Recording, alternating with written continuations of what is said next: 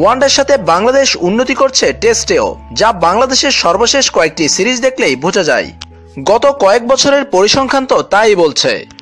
গত বছরের অক্টোবরে ইংলিশদের বিপক্ষে চট্টগ্রাম টেস্টে জয়ের দ্বারপ্রান্ত থেকে ফিরে এসেছিল সাদা পোশাকের বাংলাদেশ।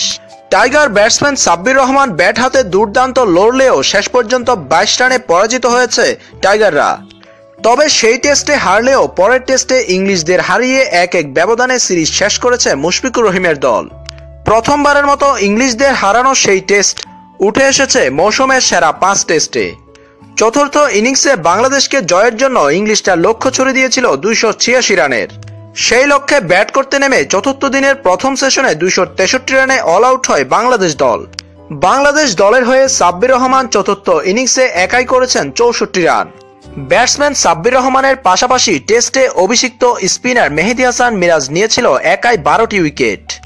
অভিষেকেই বল হাতে আলো ছড়ানো মেহেদী হাসান মিরাজ হয়েছিলেন ম্যান অব দ্য সিরিজ। এদিকে ভারতের জনপ্রিয় ক্রিকেট বিষয়ক ওয়েবসাইট স্পোর্টস কিরার একটি প্রতিবেদনে বাংলাদেশ ও ইংল্যান্ডের মধ্যকার এই টেস্টটি জায়গা পেয়েছে মৌসুমের সেরা 5 টেস্টে।